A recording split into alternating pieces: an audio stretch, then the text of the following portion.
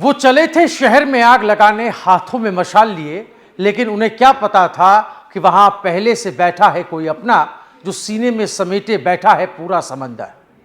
नमस्कार, आप देख रहे हैं एनएमएफ न्यूज, आपके साथ मैं हूं भुवन शर्मा।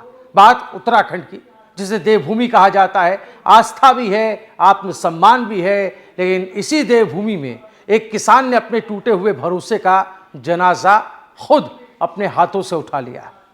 काशीपुर के पैगा गांव का किसान सुखवंत सिंह, जिसने जिंदगी से हार नहीं मानी थी, लेकिन सिस्टम की चुप्पी से हार गया। 4 करोड़ की धोखाधड़ी, 7 एकड़ जमीन, एक टूटा हुआ किसान। सुखवंत सिंह ने आत्महत्या से पहले बाकायदा एक वीडियो बनाया, जिसमें वो कहता है कि मेरे शरीर के अंग बेच दीजिए और पुलिस वालों को दे दीजिए। मैं एक किसान हूँ और मैं मर चुका हूँ। जी हाँ, मैं मर चुका हूँ। अब आप मेरी ये वीडियो मरने के बाद देख रहे हैं। मेरे साथ मेरी बीवी, मेरे बेटे ने भी हाई कोर्ट उत्तराखंड में आत्महत्या कर लिया है। हम लोगों के साथ काशीपुर के गिरोह गैंग ने 4 करोड़ का फ्रॉड किया, जिसमें 3 करोड़ नकद और 1 करोड़ रुपए खाते में दिए। उन्होंने जमीन कुछ और दिखाई और हमें जमीन और दी। सोचिए, एक किसान जो जमीन से सोना उगाता है, वो अपने जिस्म को बेचने की बात कर रहा है। ये सिर्फ मौत नहीं थी, ये सिस्टम पर लगा हुआ एक जिंदा आरोप था। उसने बताया कि 7 एकड़ जमीन दिखाई गई, लेकिन रजिस्ट्री किसी और प्लॉट की कर दी गई। 4 करोड़ की ठगी, और जब पुलिस के दरवाजे खटखटाए तो वहां भी सिर्फ खामोशी मिली। कुंदन सिंह रोतेला, थाना ITI काशीपुर के पास गए तो उन्होंने हमारी एक नहीं सुनी और हमें गाली गलौज करने लगा। उसके बाद हम रोज जाते, हमारी कोई सुनवाई नहीं करी। इन सब गिरोह गैंग ने SO को 30 लाख रुपए देकर अपनी तरफ कर लिया और हमारी कोई सुनवाई नहीं करी। उसके बाद जब हम अपनी शिकायत लेकर SSP के पास गए तो SSP ने यही शिकायत नीचे भेज दी, लेकिन वहां उस टाइम में भी कोई नहीं हुआ। उत्तराखंड के उधम सिंह नगर में यह खबर आग की तरफ फैली। किसान यूनियन सड़क पर उतरी, आक्रोश, आंसू और सवाल। लेकिन जैसे ही मामला तूल पकड़ने लगा, वैसे ही राजनीति के गिद्ध लाश पर अपनी रोटियां सेकने पहुंच गए। कांग्रेस के नेता कैमरों के सामने ये दुख जताने लगे, लेकिन सवाल यह है कि ये दुख कितना गहरा है, या फिर ये सियासी पैंतरा है, जैसा हमने अंकिता भंडारी हत्याकांड मामले पर देखा, जहां CBI जांच की संस्तुति के आदेश के बाद भी धामी सरकार के खिलाफ उत्तराखंड बंद में शामिल हुई कांग्रेस। जब अंकिता को इंसाफ की बात हुई तो किसने SIT बनाई, किसने आरोपियों को जेल भेजा? वो उत्तराखंड की धामी सरकार ही तो है। आज फिर उसी तरह का पैटर्न देखने को मिल रहा है। एक दर्दनाक घटना, और विपक्ष को यह लगा कि अब सरकार को इस मुद्दे पर घेरा जाएगा। लेकिन वो लोग भी कहां जानते थे कि जो सरकार इस वक्त मौजूदा दौर में जिस तरह से काम कर रही है, उसका जो स्टाइल है, उन्हें इस बात की गुंजाइश ही नहीं देगा।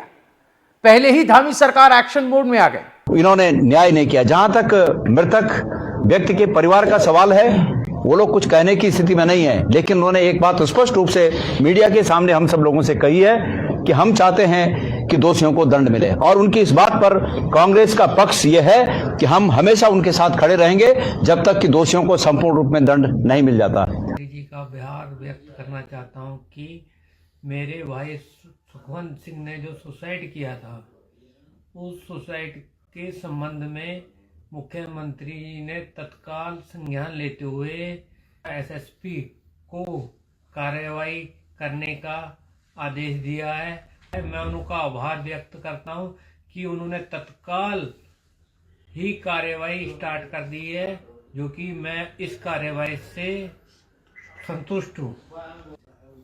दोषियों के खिलाफ कड़ी से कड़ी कार्रवाई करने का आश्वासन भी दिया है, और पूर्णतः हमें विश्वास है कि ये हम अपने आश्वासन पर खड़े उतरेंगे। थाना क्षेत्र के सुखवंत सिंह के आत्महत्या प्रकरण में पुलिस कर्मियों द्वारा बरती गई लापरवाही को गंभीरता से लिया गया है। प्रथम दृष्टया दोषी पाए जाने पर थानाध्यक्ष ITI और एक अन्य उप निरीक्षक को निलंबित किया गया है। इसके अलावा पैगा चौकी के पूरे स्टाफ को तत्काल प्रभाव से लाइन हाजिर कर दिया गया है। साथ ही पीड़ित परिवार से प्राप्त तहरीर के आधार पर ITI थाने में मुकदमा पंजीकृत किया गया है। इस मुकदमे में सभी आरोपियों को गिरफ्तारी के लिए प्रयास किए जा रहे हैं और इन सभी आरोपियों के विरुद्ध सख्त से सख्त कार्रवाई की जाएगी। धामी सरकार का त्वरित एक्शन अगर आपको देखना है तो कुछ इस तरह से आप इस पूरे मामले पर ये देखिए कि सभी आरोपियों पर मुकदमा दर्ज हुआ। पैगा चौकी जहां का ये मामला था, उसके इंचार्ज को सस्पेंड किया गया। पीड़ित परिवार को 1 करोड़ की रिकवरी के बात कही गई और बाकी रकम जल्द दिलाने का भरोसा जताया गया।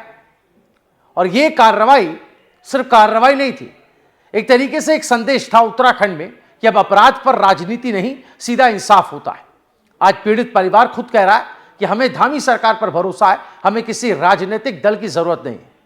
और यह बात कांग्रेस को सबसे ज्यादा चुभ रही, क्योंकि जिन लोगों की राजनीति हमेशा लाशों पर टिकी रही, उन्हें पहली बार सिस्टम ने मौके से पहले ही मात दे दी। मामला ये था कि इन्होंने अपनी 7.25 एकड़ जमीन 4 करोड़ 40 लाख की बेची थी, जो जिंदगी भर की पूंजी बेच के इन्होंने डीलरों ने जमीन दिखाई, जो कि उस जमीन में इन्हों के साथ धोखाधड़ी हो गई।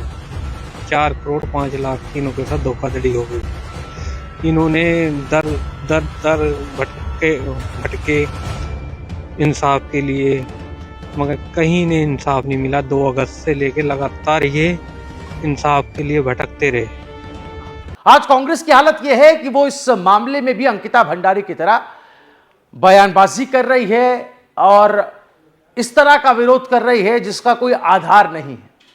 लेकिन जमीन पर धामी सरकार क्या कर रही है, यह बात आप सब बखूबी जानते हैं। और यह संयोग नहीं है, ये एक तरीके से इच्छा शक्ति है कि अंकिता भंडारी की तरह ही इस मामले में भी धामी सरकार ने युद्ध स्तर पर कार्रवाई करते हुए यह बता दिया है कि इस मामले को कितनी गंभीरता से लिया जा रहा है।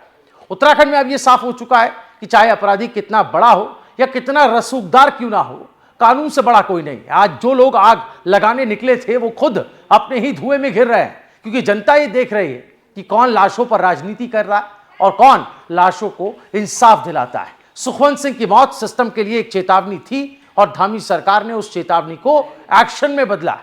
अब सवाल सिर्फ इतना है कि जो लोग आज सवाल उठा रहे हैं, क्या वो कभी जवाब भी देंगे? उत्तराखंड की जनता सब देख रही, सब समझ रही कि हमें भरोसा है धामी सरकार पर। यह सिर्फ एक केस नहीं, यह तय करेगा कि उत्तराखंड में आगे राजनीति कैसे चलेगी, या राजनीति चलेगी या इंसाफ चलेगा। और फिलहाल तस्वीर एक तरह से साफ है।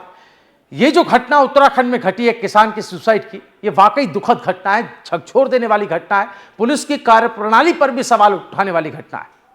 लेकिन एक घटना जिसको मद्देनजर रखते हुए आप समूची सरकार और मुख्यमंत्री के खिलाफ नैरेटिव बनाने लगते हैं, एजेंडा सेट करने लग जाते हैं, यह बताता है कि कांग्रेस के पास मुद्दों का बहुत बड़ा अभाव है, अकाल है।